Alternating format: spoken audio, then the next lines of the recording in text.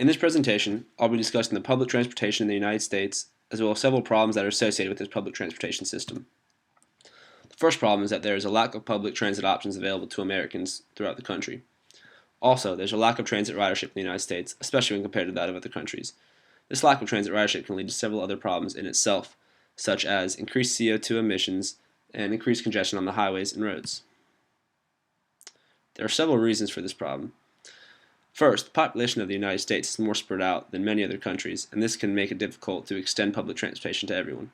It is also not easily accessible for all, and if one has to travel a great distance to reach public transportation, it almost defeats the purpose of that public transportation in the first place. Americans are also very reliant on their personal vehicles, as evidenced by the fact that Americans had 1.92 vehicles per household in 2009. According to Nat Geo, in 2009, 61% of Americans never use public transportation.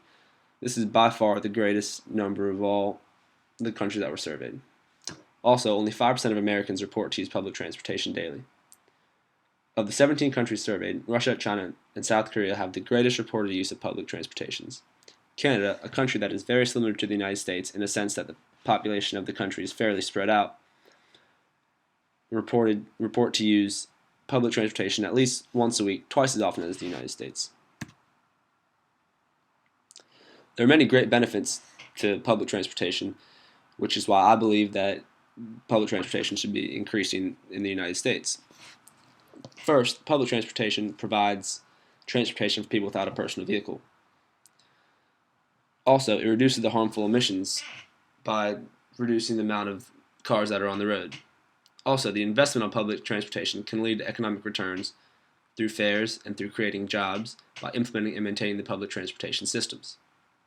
Implementing and maintaining the public transportation system will create jobs through the construction of the public transportation systems, as well as the operators and the maintenance workers. Public transportation also offers a cheaper alternative to driving for many Americans.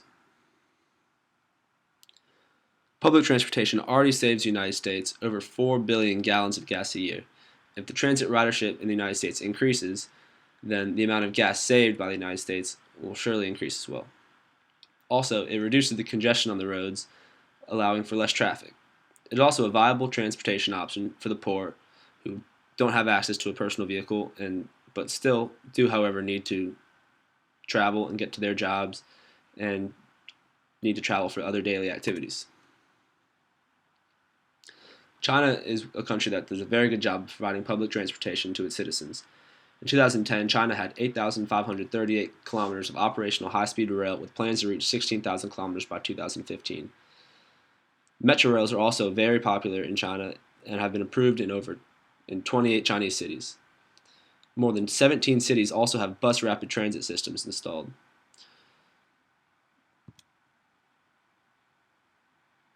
Japan is another country that does a very good job of providing public transportation to its citizens. In Japan, rail travel accounts for 30.9% of all passenger activity, compared to just 0.6% in the United States. Due to the increased use of public transportation, Japan's per capita CO2 emissions is less than half of that of the United States. It is true, however, that Japan's population is more dense than the population of the United States, and thus it is easier for Japan to provide public transportation to its citizens. There are several alternative solutions to providing public transportation to the American citizens. First, you can increase the amount of public transportation options available. By doing so, you would increase the opportunity for people to use public transportation. Also, you can reduce the fare of public transportation, which may entice people who are driving to work to use the public transportation system instead. You can also make public transportation more available to everyone by extending the lines of the rails and the buses and other public transportation systems out further. Also, you can improve the technology of the public transportation systems, which will allow people to more quickly and more efficiently arrive at their destination.